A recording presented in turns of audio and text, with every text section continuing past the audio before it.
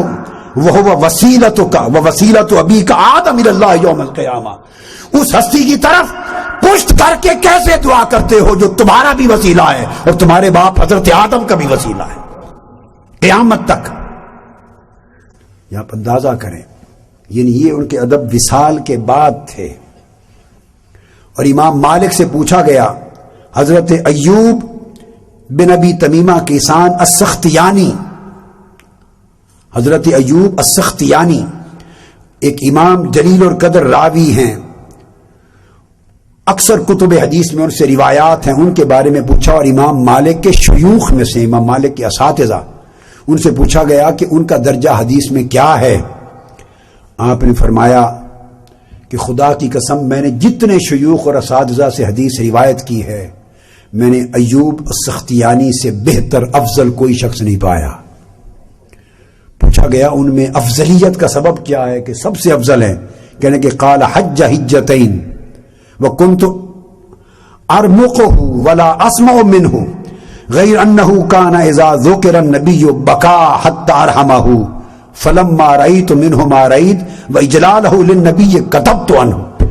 کہتے میں نے ان سے پاس رہتا تھا، 2 حج ان کے ساتھ میں نے کیے، وہ حدیث بیان کرتے، میں پہلے نہیں لکھتا تھا، لیکن خدا کی قسم میں نے دیکھا آنکھوں سے کہ جب بھی تاجدار کائنات کا نام سنتے، ذکر آتا، ان کی آنکھیں چھم چھم حضور کے عشق میں رونے لگ جاتی، اور وہ اتنا روتے کہ ان کی حالت اظہار پہ ہمیں رحم آ جاتا.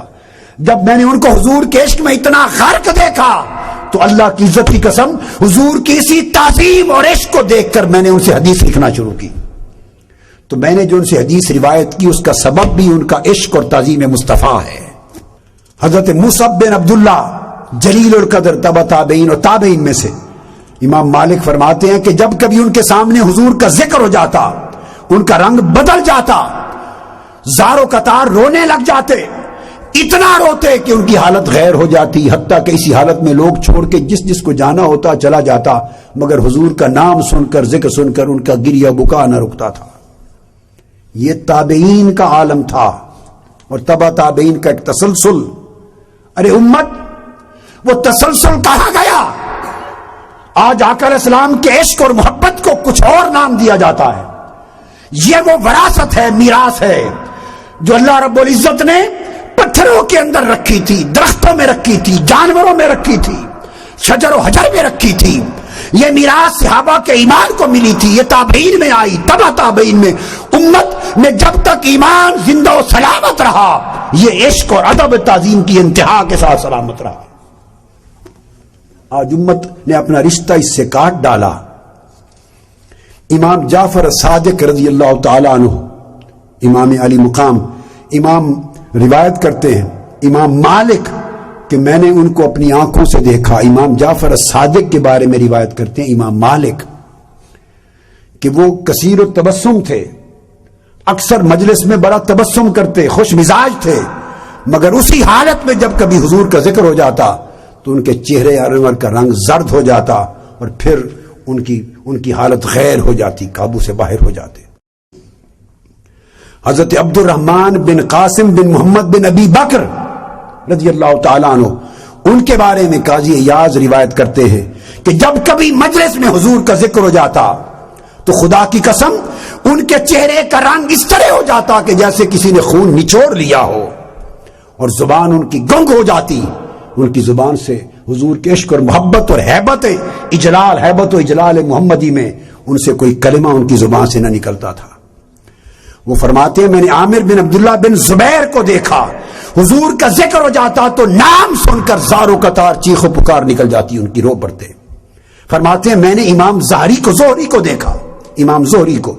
فرماتے ہیں کہ جب آقا کا ذکر ہو جاتا ان کی حالت اتنی خیر ہو جاتی کہ کسی سامنے بیٹھے ہوئے دوست کو بھی پہچان نہ سکتے، اور کوئی ان کو پہچان نہ سکتا کہ یہ امام زہری ہیں. میں نے امام صفوان بن سلیم کو دیکھا، آقا علیہ السلام کا ذکر ہوتا تو نام سنتے ہی ان کی چیخ و پکار نکل جاتی، اتنا روتے کہ چیخ بلند ہو جاتی تھی ان کی. امام ابن سیری کا فرماتے ہیں وہ کثیر التبسم تھے، مسکرانا ان کا معمول تھا، مگر ادھر آقا کی حدیث کا بیان کرنے کا وقت آتا تو سارا جسم لرزہ برندام ہو جاتے، کانپنے لگ جاتے۔ فرماتے ہیں اسی طرح کہ امام مالک کا اپنا عمل یہ تھا۔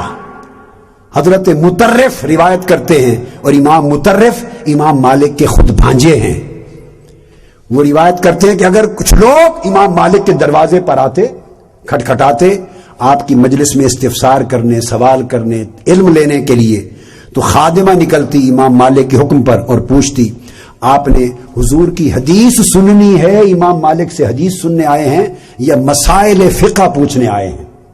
اگر وہ کہتے کہ مسائل پوچھنے آئے ہیں تو وضو کر کے آپ باہر آ جاتے اور ان کو مسائل بیان فرماتے، اور اگر وہ کہتے کہ ہم حضور علیہ السلام کی حدیث سننے آئے ہیں تو حضرت امام مطرف فرماتے ہیں اگر حدیث سنتے تو داخل مغتسلہ فاغتسل وتطیب ولبس ثیابا جددا، پھر اگر وہ حدیث سننے کے لیے آئے ہوتے تو پھر باہر نہ نکلتے، کہتے مسجد میں بیٹھے غسل خانے میں جا کے غسل تازہ کرتے۔ ہر بار اگر دن میں 10 مرتبہ بھی کوئی حدیث نبوی سننے آتا تو 10 بار غسل کرتے،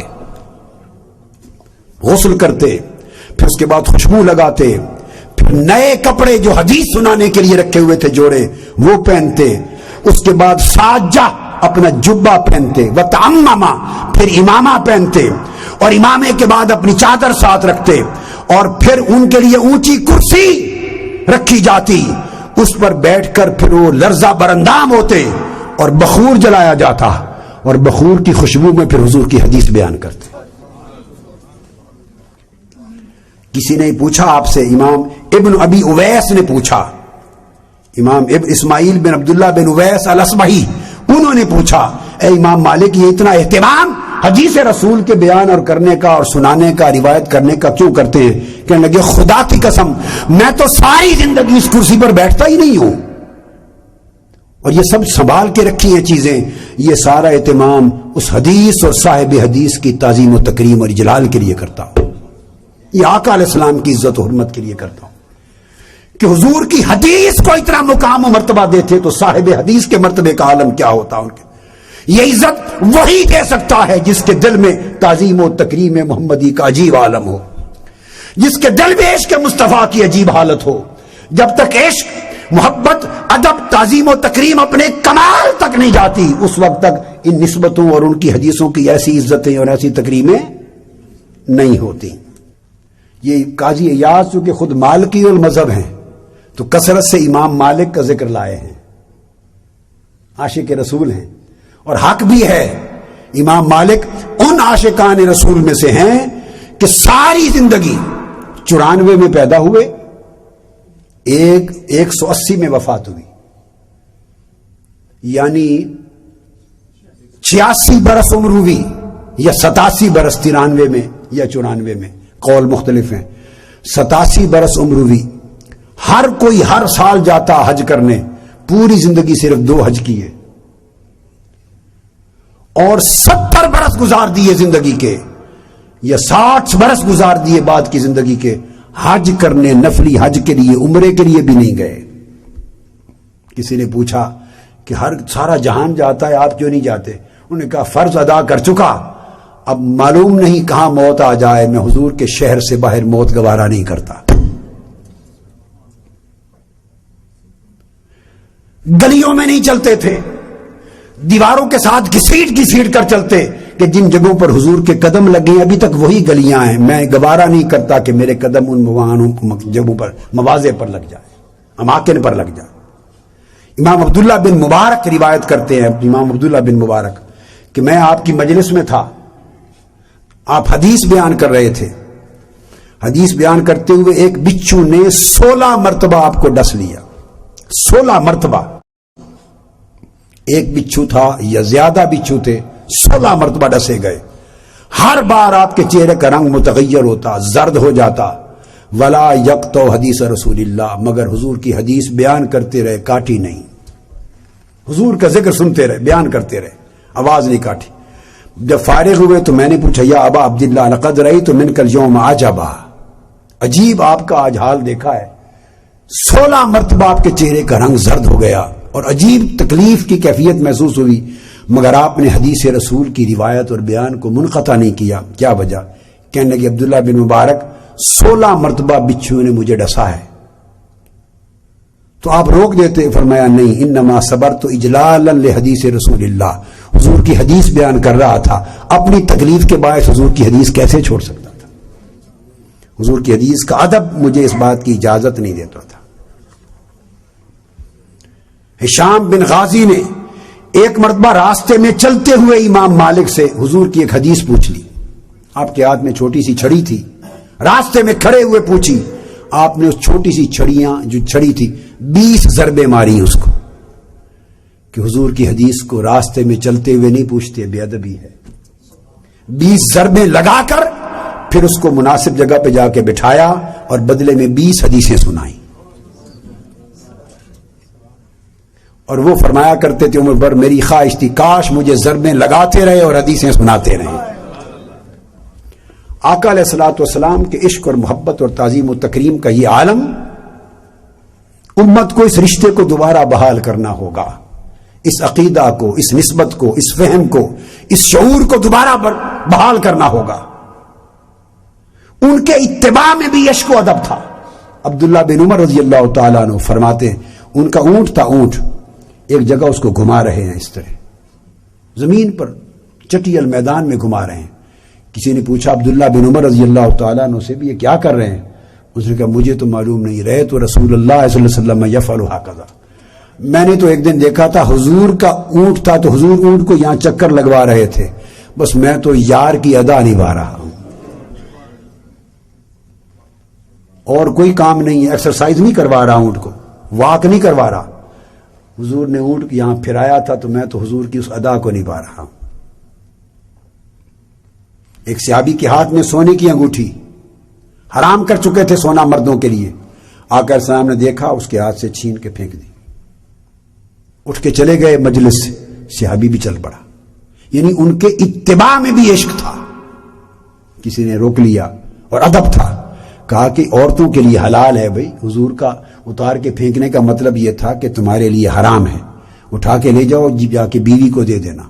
اس نے کہا یہ مسئلہ مجھے بھی معلوم ہے کہ عورتوں کے لیے حضور نے حلال کیا ہے، مگر جس شے کو حضور نے ایک بار نفرت سے پھینک دیا ہے میں اس کو ہاتھ بھی نہیں لگا سکتا۔ یہ پیمانے تھے۔ یہ ہر سال آقا علیہ السلام کا جو یوم ولادت آتا ہے اور آج کی رات شب میلاد آتی ہے اور ماہ ربیع الاول آتا ہے، یہ اسی لیے آتا ہے کہ آقا علیہ الصلوۃ والسلام کے ساتھ اس نسبت کو پھر سے زندہ اور تازہ کیا جائے، اور وہ ٹوٹا ہوا عہد و پیمان جو اللہ نے انبیاء سے لیا تھا، پھر ان کی امتوں سے نبیوں نے لیا تھا، اور پھر حضور کی امت سے رب نے خود لیا، فالذین آمنوا بہ وعزروہ ونصروہ واتبعوہ، جو اللہ نے لیا یا انبیاء سے لیا تھا میثاق رسالت محمدی، یا حضور کی امت سے رب نے پھر خود لیا قرآن میں، کہ وہی لوگ فلاح پائیں گے جو میرے محبوب سے محبت کریں گے، ادب کریں گے، تعظیم و تکریم کریں گے، لتعزروہ وتوقروہ، جو حد سے بڑھ کر ادب کریں گے میرے مصطفیٰ کا، ایمان لائیں گے اور حد سے بڑھ کر ادب و تعظیم کریں گے۔ اللہ پاک نے یہ جو عہد و پیمان لیا، اس رشتہ محبت کو، رشتہ تعظیم و ادب کو، رشتہ اتباع کو، آقا علیہ السلام کی پیروی کو، اس رشتے کو، یہ ہر سال بدل بدل کے جو مہینہ آتا ہے یہ یاد دلاتا ہے کہ ہم اس رشتے کو دوبارہ زندہ کریں، تازہ کریں۔ امت بہت دور جا گئی، چلی گئی، ہم دنیا میں کھو گئے، دنیا میں کھو گئے، مال و دولت کے کمانے میں کھو گئے، دنیاوی جاہ و منصب میں کھو گئے، عیش و آرام میں کھو گئے، لطف و آسائش میں کھو گئے، اور جو جو دن آگے گزرتے جا رہے ہیں ہمارے ایمان سے روحانیت نکلتی جا رہی ہے، مادیت غالب تر ہوتی چلی جا رہی ہے، ہماری ترجیحات بدل گئی ہیں، پریورٹیز بدل گئی ہیں، آرڈرز بدل گئے ہیں، ہم اپنی پوری زندگیاں دنیا کے عیش آرام اور آسائش میں گوا رہے ہیں، اور جو جو مادیت چھا رہی ہے روحانیت کم ہو رہی ہے، اور عشق، محبت، ادب، تعظیم و تکریم کا عقیدہ فنا ہو رہا ہے۔ نتیجتاً اللہ رب العزت کا لطف و کرم، اس کا انعام و احسان وہ ہاتھ بھی اٹھاتا جا رہا ہے. اس کا وعدہ تو انہی لوگوں کے ساتھ ہے کامیابی، کامرانی، عزت، ابدی عزت دینے کا، فلاح دینے کا، جو حضور کی محبت اور تعظیم و تکریم اور اتباع کا حق ادا کریں گے. اگر ہم اپنا حق ادا نہیں کرتے تو اللہ رب العزت کا وعدہ تو ہمارے ساتھ پھر نہیں رہے گا. ضرورت اس امر کی ہے کہ ہم پلٹ کر اس نسبت کو زندہ کریں، تازہ کریں، اور جسم اس دنیا میں رہیں مگر روحیں 1400 سال قبل حضور کی اس دنیا میں چلی جائیں. وہ رنگ، وہ سلیقہ، وہ کرینہ ادب کا، عشق کا پلٹا کے لے آئیں جو ابو بکر، عمر اور عثمان و علی نے ہمیں دنیا کو دکھایا، جو تابعین، تبع تابعین، ائمہ کا، اولیاء کا، صلحاء کا، اور 15 صدیوں سے اکابرین اور اسلاف اور اولیاء کا رہا. ہر چیز نئی اچھی ہے. بات بڑی آخری بات کر رہا ہوں.